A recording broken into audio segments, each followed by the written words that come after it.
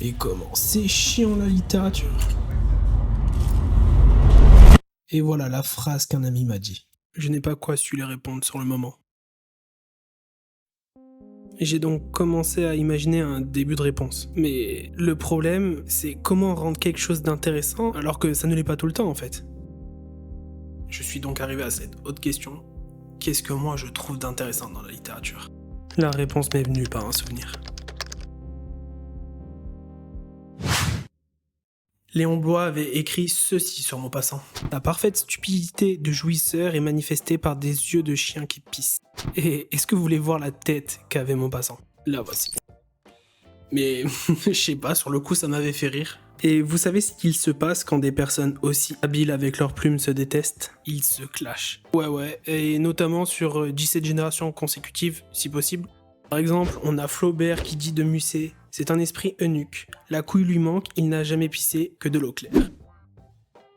Flaubert sur Balzac. Quel homme eût été Balzac s'il avait su écrire? Et le meilleur, c'est Aragon, qui a demandé à l'enterrement d'Anatole France si quelqu'un avait déjà giflé un mort. Bref, pas de limite. Les combattants UFC frappent des hommes quand ils sont à terre. Les littéraires préfèrent frapper des hommes quand ils sont sous terre. Mais je le connais, si je lui raconte tout ça, il trouvera ça marrant et passera tout simplement à autre chose dans quelques jours. Alors, quelle histoire je pourrais lui raconter? Peut-être l'œuvre qui a déclenché une guerre et qui a divisé par la même occasion la moitié de la France. La bataille d'Hernani. Et est-ce que vous savez ce qu'on dit de cette bataille? Que c'est tout simplement le plus gros moment de bascule de la culture française. Le soir de sa représentation, il s'est passé plus d'événements marquants que durant des décennies. Résultat, un paquet de blessés et quelques morts. Et pour vous expliquer la raison de cette bataille, il faut revenir en arrière, dans un décor qui réunit 3 choses. Une préface, un comité de censure et un écrivain de génie.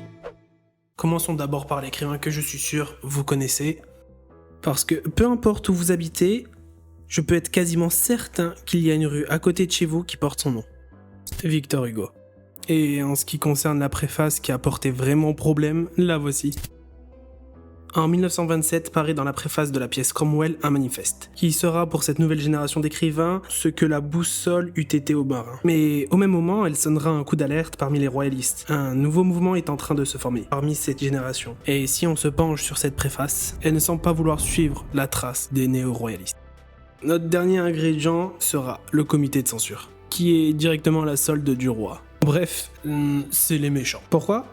Parce que chaque pièce, chaque œuvre doit passer devant eux avant d'être publiée. Étant financé directement par le roi, ils n'aiment pas vraiment que des œuvres critiquent la monarchie. Logique. Et comme Hugo est un rebelle et en a quelque peu rien à faire, il dépeint des rois faibles. Logique. Quand il présente une nouvelle pièce, Manon Delorme, où le roi est décrit comme étant un idiot et peu à son avantage, ce n'est pas seulement sa pièce qui est refusée, c'est tout simplement Hugo qui est renvoyé directement à la case départ. Mais ce qu'ils ignoraient, c'est qu'ils venaient tout simplement d'ajouter tous les ingrédients pour une mixture infernale et qui allait se propager sur plusieurs mois. Entre autres, déclencher une guerre. Quand Hugo sort du comité de censure, aucun historien pourra vous dire quelle était sa réaction, comment il se sentait. Mais j'aime l'imaginer dans une rue du XVIIIe siècle, son manuscrit étranglé par sa main, se promettant de se venger de ce comité de censure. Le truc, c'est que la vengeance se tiendra dans un prochain rendez-vous nécessaire pour lui. Pourquoi, vous allez demander? En fait, parce que Hugo, c'est l'un des seuls romantiques à vivre de ses écritures. Et donc, quand la censure dit non, c'est comme s'il s'était fait renvoyer de son CDI. Spoiler, il n'existe pas de CDI à cette époque. L'autre problème auquel il est confronté vient paradoxalement de son camp. Il n'y a pas si longtemps, Dumas avait sorti une pièce qui avait cartonné, et Hugo il se dit je veux croquer quoi. Et si j'aime l'imaginer sortir du comité de censure en rage, j'ai du mal à l'imaginer écrire. Parce que, fun fact, en fait, Hugo écrivait debout, tous ses écrits, et c'était l'un des auteurs les plus prolifiques français. Je me suis toujours dit que ça n'avait aucun sens en fait d'écrire debout, ça devait faire mal aux jambes. Et j'aimerais vous dire qu'il a eu le temps d'avoir mal aux jambes. Mais non, parce qu'il a écrit sa pièce en seulement un mois. Donc, un mois plus tard, il se retrouve devant ce même comité de censure. Même comité de censure, bof, parce qu'en fait, les royalistes avaient pris encore plus de pouvoir. On se demande tous comment Hugo va se sortir de tout ce bordel. Donc, suspense. La solution, c'est le roi n'est pas français. Il est espagnol en fait. J'ai déjà entendu quelqu'un dire qu'il avait utilisé la même méthode qu'un élève qui triche sur son voisin. Genre, il a tout recopié juste en changeant quelques mots.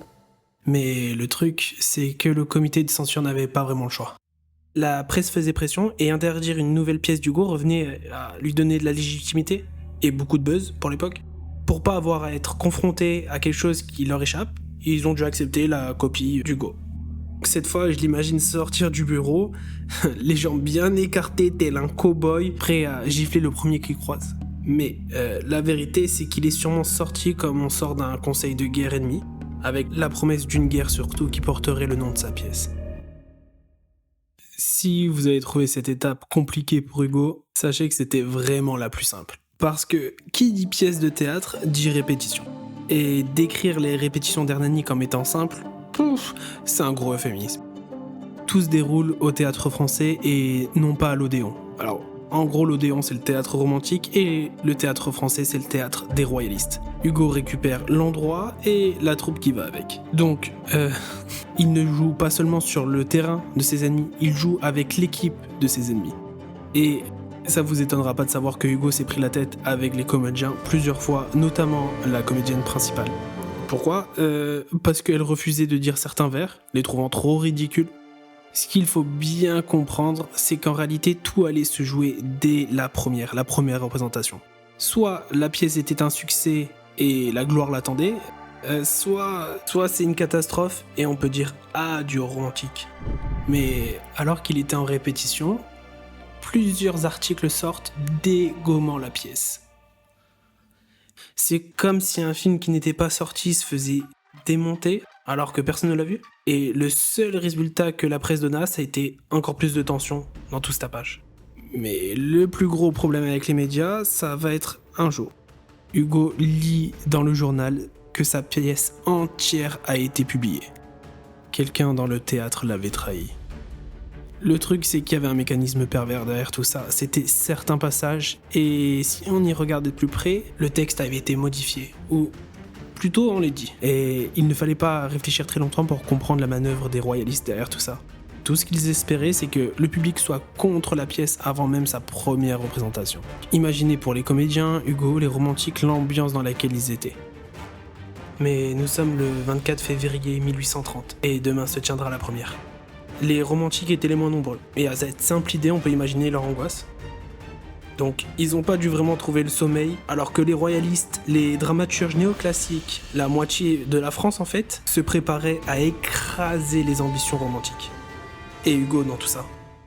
Personne ne sait comment il a dormi, mais je suis sûr qu'il a dormi en sachant très bien ce qu'il attendait le lendemain.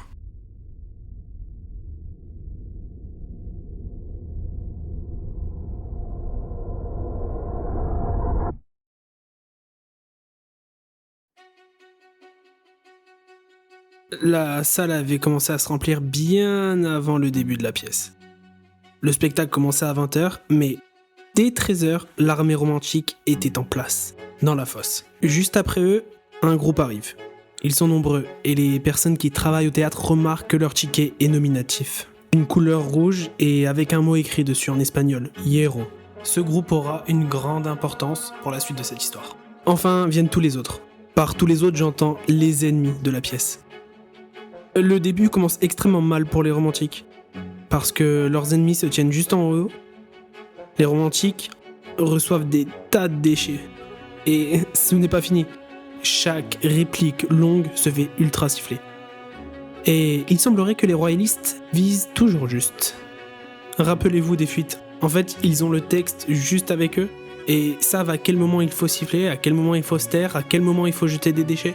Donc c'est dans ce décor ultra chaotique que doit se passer la pièce. Et le problème c'est que même si tu as des acteurs qui sont ultra entraînés, qui ont l'habitude de recevoir des déchets, qui ont l'habitude qu'on les siffle, vu l'échelle à laquelle c'était, et non, ils n'avaient jamais vu ça.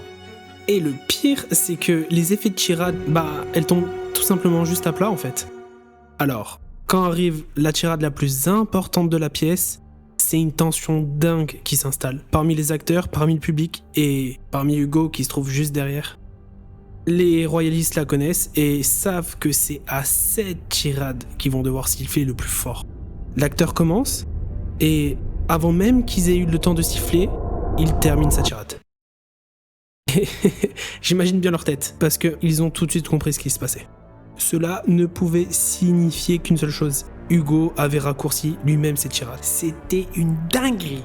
Et plus la pièce se déroulait, plus elle plaisait au public. On rapporte par exemple que le public a été complètement fasciné du décor de l'acte 2. Vous voulez que je vous dise la vérité dans tout ça? La pièce, le décor, le public, les acteurs, Victor Hugo, tout ça, ça n'a aucune importance en réalité. La seule et unique chose qui compte, ça va être la fin. Si à la fin la pièce est acclamée, alors Hugo aura gagné, même plus que ça, aura réussi son pari. Mais comme vous l'avez compris, la majorité du public est constituée de ses ennemis en fait. Le théâtre lui-même est ennemi. Mais toutes les histoires ne peuvent pas bien terminer, et la troupe de théâtre doit difficilement admettre cette vérité sous les huées. Mais en même temps, il y a quand même des applaudissements dans la fosse parmi les romantiques. Ils sont certes moins nombreux, mais compensent par leur force. Et pour le moment, on assiste à un match à égalité. Est-ce que vous savez comment les dramaturges s'assuraient du succès de leur pièce? Réponse A, ils se donnaient à fond dans l'écriture. Réponse B, ils prenaient des comédiens qui assuraient peu importe le public. Et c'était la réponse C. Est-ce que vous vous souvenez du groupe avec le ticket rouge nominatif et sur lequel il y avait marqué Hiro? Disons que Hugo, il est parti de ce constat. Tu ne peux pas avoir de mauvais applaudissements si tu payes les gens qui font les applaudissements. La réponse C, c'est ce qu'on appelle la claque. À l'époque, ce que l'on appelait la claque, c'était un groupe de personnes qui étaient là pour applaudir la pièce à sa fin. Le groupe Hiro, quoi. Donc, dans ce match à égalité, le groupe Hiro réussit à faire pencher la balance en faveur des romantiques. Et est-ce que vous voulez savoir qui était le véritable vainqueur de tout ça? Parce qu'il ne se trouve ni sur scène, ni dans le public. Hugo se tient en coulisses. Et ce soir-là, la France entière, le théâtre complet, applaudit une personne qui ne s'est même pas montrée une seule seconde.